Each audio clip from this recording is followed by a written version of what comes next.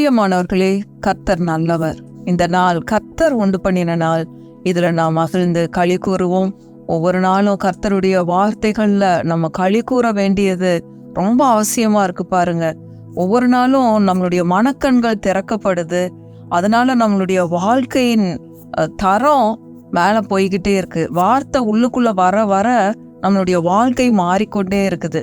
நல்ல விதமாக வசனங்களை எந்த அளவுக்கு நம்ம உள்ள கொண்டு போறோமோ, வசனங்களை எந்த அளவுக்கு இருதயத்துல நிரப்பி வைக்கிறோமோ, அந்த அளவுக்கு நம்ம பிரச்சனைகள்ல இருந்து, நம்மளுடைய கேள்விகள்ல இருந்து, சந்தேகங்கள்ல இருந்து கொஞ்சம் கொஞ்சமா நம்ம வெளியே வந்துருவோம். பாருங்க, கர்த்தர் ரொம்ப ரொம்ப நல்லவர். பிரியமானவர்களே, ஒரு சில காரியங்களை இன்னைக்கு ஜென்ரலா சொல்றேன், அதுக்கப்புறமா நம்ம சத்தியத்துக்குள்ள போவோம். இன்றைக்கு நம்ம கிருபையை குறித்து படிக்க போறோம். கர்த்தருடைய கிருபை எவ்வளோ நம்ம மேல இருக்கு, அவருடைய கிருபை நம்ம மேல இருக்கிறதுனால நம்மளுக்கு எவ்வளோ பாதுகாப்பு இருக்கு. அவருடைய கிருபைக்குள்ள அது ஒரு கோட்டை சுவரை போல. அந்த கோட்டைக்குள்ள எந்த சாத்தானும் நம்மளை தொடவே முடியாது. அதுல நம்ம ஸ்ட்ராங்கா இருக்கணும். கர்த்தர் ரொம்ப நல்லவர். அவர் என்னுடைய வாழ்க்கையில எந்த தீங்கையும் அவர் அனுமதிக்கிறதே இல்லை. இதை நம்ம தெளிவா தெரிஞ்சுக்கணும். இதை குறித்த சந்தேகமோ பயமோ நமக்கு ஒரு நாளும் வரவே கூடாது. கர்த்தர் அவ்வளோ நல்லவர். அவர்கிட்ட நல்லது மட்டும்தான் இருக்கு. எந்த தீங்கும் அவரிடத்துல கிடையாது. ஜென்ரலா சொல்ல போனா எந்த ரோடு ஆக்சிடென்ட்ஸ் நமக்கு கிடையாது. வேதத்துல பாருங்க, நல்ல வசனங்கள் இருக்கும், கெட்ட வசனங்கள் இருக்கும். கெட்ட வசனங்கள் அப்படின்னா நம்ம பயப்படுற மாதிரி நிறைய வசனங்கள். அது எல்லாம் எதுக்காகன்னா நமக்கு எச்சரிப்பு கொடுக்கறதுக்காக. இந்த காரியங்களை நம்ம செய்யக்கூடாது.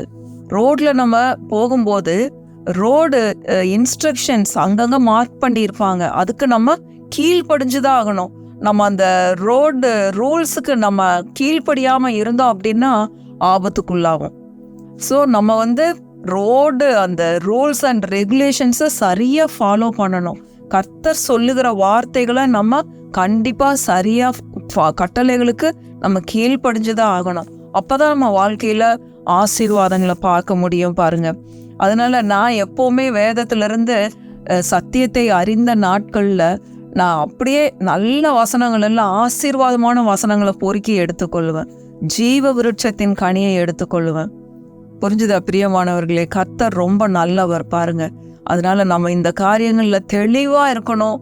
வேதத்தின் வார்த்தைகளை கருத்தாய் நம்ம கை கொள்ளணும். ரோட்ல போகும் பொழுது சொல்லப்பட்ட ரூல்ஸ் அண்ட் ரெகுலேஷன்ஸை நம்ம சரியா ஃபாலோ பண்ணணும். நம்ம பாதுகாப்பா போய் வரலாம். எந்த ஆபத்தும் நமக்கு ஏற்படாது. பொல்லாப்பு உனக்கு நேரிடாது. வாதை உன் கூடாரத்தை அணுகாது. வண்டியில போறவங்க, கார்ல போறவங்க, நீங்க போகும்பொழுது இந்த வார்த்தையை சொல்லலாம். அவருடைய சமூகம், கர்த்தருடைய சமூகம் ஒவ்வொரு நாளும் நமக்கு முன்பாக செல்லுகிறதா இருக்குது. கர்த்தருடைய சமூகம் நம்மளுக்கு முன்னாடி போகும்பொழுது எவ்வளோ பாதுகாப்பு. நம்ம அவருடைய கிருபைக்குள்ளாக, அவருடைய கிருபை என்னும் கோட்டை சுவருக்குள்ளாக நாம் பாதுகாக்கப்பட்டவர்களாக இருக்கிறோம். அதனால தைரியத்தோடையும் சந்தோஷத்தோடையும் இன்றைக்கு நாம் சத்தியத்திற்குள்ள போவோம். இன்னைக்கு கிருபையை குறித்து தான் நாம் கற்றுக்கொள்ள போறோம். நான் ஏற்கனவே சொன்னபடி கிருபை என்னும் கோட்டை சுவர் எப்படி நம்மளுக்கு பாதுகாப்பா இருக்குன்னு. இந்த கிருபை என்றால் என்ன, கிருபைன்னா என்னன்னு முதல்ல படிக்க போறோம். யாத்ராகமம் 33வது அதிகாரம் 13வது வசனம். யாத்ராகமம் 33:13 பாருங்க. உம்முடைய கண்களில், இது மோசே சொல்றாரு, உம்முடைய கண்களில் இப்பொழுது எனக்கு கிருபை கிடைத்ததானால் நான் உம்மை அறிவதற்கும் உம்முடைய கண்களில் எனக்கு கிருபை கிடைப்பதற்கும் உம்முடைய வழியை எனக்கு அறிவியும். இந்த ஜாதி உம்முடைய ஜனம் என்று நினைத்தருளும் என்றான். மோசே இந்த மாதிரி சொல்றாரு, ஆண்டவரே உங்க கிருபை எனக்கு என்னன்னு அறியறதுக்கு எனக்கு நீங்க உதவி செய்யுங்கன்னு சொல்லி மோசே கர்த்தரிடத்துல சொல்றாரு. பாருங்க, உம்மை அறிவதற்கும் உம்முடைய கண்கள்ல எனக்கு கிருபை கிடைச்சதுன்றத நான் அறிந்து கொள்றதுக்கும் அடுத்தது இந்த ஜாதி உம்முடைய ஜனம் என்று நினைத்தருளும் அப்படின்னு சொல்லி கர்த்தரிடத்துல சொல்றான். அப்ப கர்த்தர் சொல்றது பாருங்க, அதற்கு அவர், என் சமூகம் உனக்கு முன்பாக செல்லும். கர்த்தருடைய கிருபை என்ன? என் சமூகம். இதை நல்லா மார்க் பண்ணி வச்சுக்கோங்க. பயத்தை இருதயத்திலிருந்து எடுத்துருங்க, சந்தேகங்களை எடுத்துருங்க. ஏன் இந்த மாதிரி நடந்துச்சு, ஏன் இப்படி நடக்கணும், இவங்க அவ்வளோ நல்லவங்களாச்சு, இவங்க ஜெபிக்கிறவங்க, ஏன் அவங்களுக்கு இந்த மாதிரி ஒரு ஆபத்து வந்துச்சு, இந்த மாதிரி எல்லாம் நினைச்சு நம்ம குழப்பிக்க வேண்டிய அவசியமே இல்லை. கர்த்தருடைய வார்த்தை என்ன சொல்லுகிறது? என் சமூகம் உனக்கு முன்பாக செல்லும், நான் உனக்கு இளைப்பாறுதல் தருவேன். இளைப்பாறுதல்னா நம்ம இந்த கிருபைக்குள்ள இருக்கும்போது ஆண்டவர் ஒரு ரெஸ்ட்டை நம்மளுக்கு கொடுக்குறாரு. ரெஸ்ட்னா ஒரு சமாதானத்தை நம்மளுக்கு கொடுக்குறாரு. என்னுடைய சமூகம் உனக்கு முன்பாக செல்லும் அப்படிங்கிறது தான் கிருபை. பாருங்க, இந்த கிருபை, இந்த தயவு, கிருபை தயவு எல்லாம் ஒண்ணுதான். இது என்ன பண்ணுது அப்படின்னா, நம்மளுக்கு ஒரு நல்ல ஒரு செல்வாக்கை நமக்கு ஏற்படுத்தி கொடுக்குது, நம்மளுக்கு நல்ல வழியை காட்டுது. பின்னாடி வசனங்களை நம்ம நல்ல இன்னும் தெளிவா அறிந்து கொள்ள போறோம். நல்ல ஜீவ மார்க்கத்தை, நல்ல வழிகளை, ஜீவனுள்ள வழிகளை கற்றுக் கொடுக்கிறதா இருக்கிறது கர்த்தருடைய கிருபை. பாருங்க, அப்புறம் அந்த இளைப்பாறுதல், ரெஸ்ட், அந்த சமாதானம் நம்மளுக்கு உண்டாயிருக்கு. பாருங்க, அடுத்தது இது இன்னும் கொஞ்சம் தெளிவா பார்க்க போறோம். சங்கீதம் 5:11-12 வசனம். 5வது சங்கீதம் 11-12 வசனம். கர்த்தருடைய கிருபை, அவருடைய காருண்யம் என்னங்கிறத நம்ம அறிந்து கொள்ள போறோம். சங்கீதம் 5:11-12 வசனம். உம்மை நம்புகிறவர்கள் யாவரும் சந்தோஷித்து எந்நாளும் கெம்பீரிப்பார்களாக, நீர் அவர்களை காப்பாற்றுவீர். உம்முடைய நாமத்தை நேசிக்கிறவர்கள் உம்மில் களி கூறுவார்களாக. அவருடைய நாமத்தை நேசிக்கிற எல்லாரும் அவருக்குள்ள சந்தோஷித்து களி கூர்ந்து கொண்டுதான் இருக்கும். அடுத்தது 12வது வசனம் பாருங்க. கர்த்தாவே, நீர் நீதிமானை ஆசீர்வதித்து காருண்யம் என்னும் கேடகத்தினால் அவனை சூழ்ந்து கொள்வீர். பாருங்க, கர்த்தருடைய கிருபை, இந்த காருண்யம், இந்த தயவெல்லாம் எப்படி வருது அப்படின்னா, நீர் நீதிமானை ஆசீர்வதித்து. நீதிமான்னா இயேசு கிறிஸ்துவை ஏற்றுக்கொண்டவர்கள், அவருடைய இரத்தத்தினால கழுவப்பட்டவர்கள் தான் நீதிமான்கள்.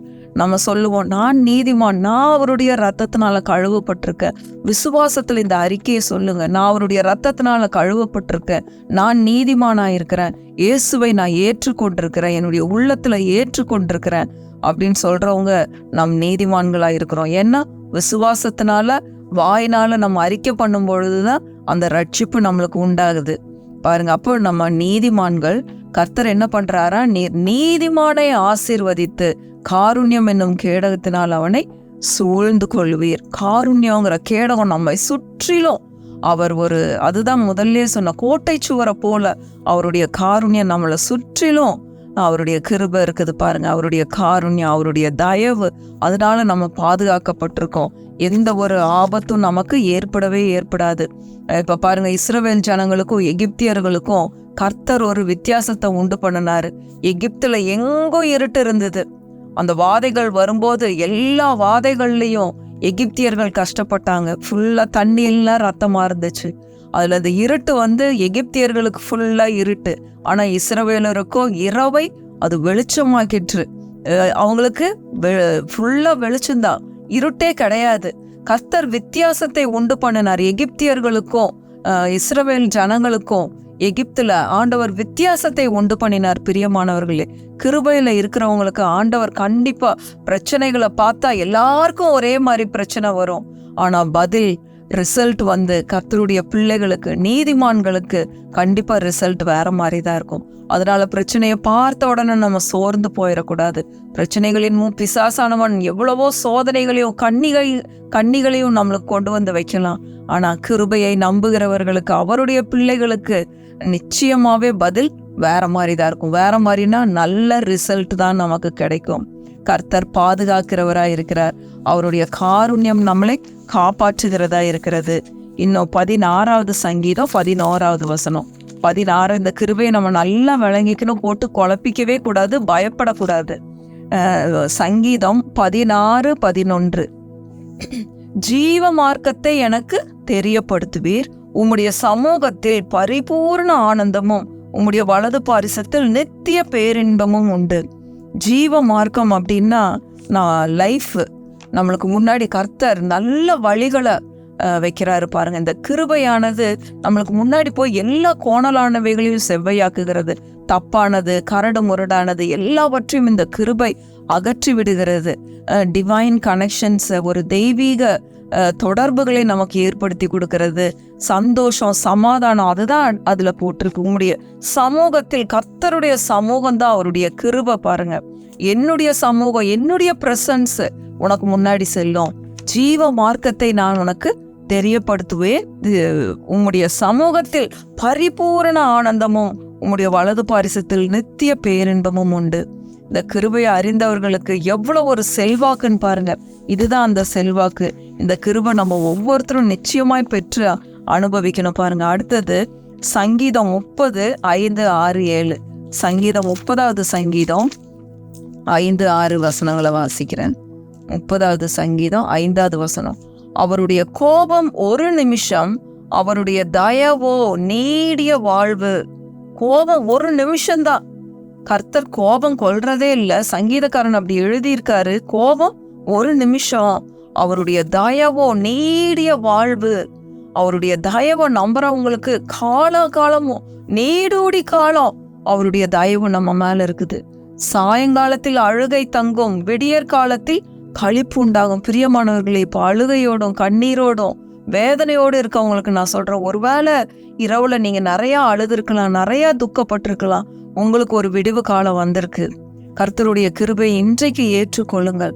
அவருடைய பிள்ளைகளாக அவருடைய கிருபையை நம்புகிறவர்களுக்கு கர்த்தருடைய அந்த தயவு நீடிய வாழ்வு உங்களுக்கு உண்டாயிருக்கு. அழுகை எல்லாம் தீரட்டும் இயேசுவின் நாமத்தினால. கண்ணீரை எல்லாம் ஒன்றுமில்லாமல் போகட்டும் இயேசுவின் நாமத்தினால.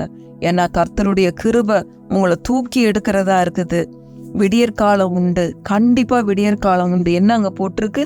சாயங்காலத்தில் அழுகை தங்கும், விடியற்காலத்தில் களிப்பு உண்டாகும். நீங்க தூங்கி எந்திரிக்கும் போது இந்த புதிய நாள்ல உங்களுக்கு களிப்பு உண்டாகும். இயேசுவின் நாமத்தினால சமாதானம் உண்டாகும், வெற்றி உண்டாகும். இப்படிப்பட்ட கிருபைகளை இன்றைக்கு நீங்க சுதந்திரித்து கொள்ளணும்னு கர்த்தர் விரும்பிதான் இன்றைக்கு இப்படிப்பட்ட வார்த்தைகளை உங்க மத்தியில அனுப்பியிருக்கிறார் பாருங்க. இந்த கிருபையை நம்புறவங்களுக்கு தொழிலையும் சரி, மற்ற குடும்பத்திலையும் சரி, அந்த நிலைத்து நிற்கக்கூடிய ஒரு சமாதானம், நிலைத்து நிற்கக்கூடிய அந்த நீடிய வாழ்வு, அந்த தயவு, அந்த காருண்யம் நம்ம மேல ரொம்ப இருக்குது பிரியமானவர்களே. அதனால இப்படிப்பட்ட கிருபையை இந்த நாள்ல சுதந்திரித்து கொள்ளும்படியாக கர்த்தர் நம்ம ஒவ்வொருத்தரையும் இன்னைக்கு அழைக்கிறார் பாருங்க. அதுதான் என்னுடைய சமூகம் உனக்கு முன்பாக செல்லும், நான் உனக்கு இளைப்பாறுதல் தருவேன்னு சொல்லியிருக்காரு. இந்த இளைப்பாறுதலின் தேவனை நீங்க பற்றி கொள்ளுங்கள். வருத்தப்பட்டு பாரம் சுமக்கிறவர்களை நீங்கள் எல்லாரும் என்னிடத்தில் வாருங்கள், நான் உங்களுக்கு இளைப்பாறுதல் தருவேன்னு சொல்லியிருக்கிறாரு. இந்த இளைப்பாறுதலின் ரட்சகர் உங்க ஒவ்வொரு வீடுகள்லையும் வந்து இப்படிப்பட்ட கிருபையினால உங்க ஒவ்வொருத்தரையும் முடிசூட்டுவாராக. அவருடைய வசனம் சொல்லுகிறபடி சங்கீதம் 103 படிக்கிறோம், அவர் உன் அக்கிரமங்களை எல்லாம் மன்னித்து உன் நோய்களை எல்லாம் குணமாக்கி கிருபையினாலும் இரக்கங்களினாலும் முடிசூட்டி நன்மையினாலும் வாயை திருப்தியாக்குகிறார். கழுகுக்கு சமானமாய் உன் வயது திரும்ப வாழ வயது போலாகிறது.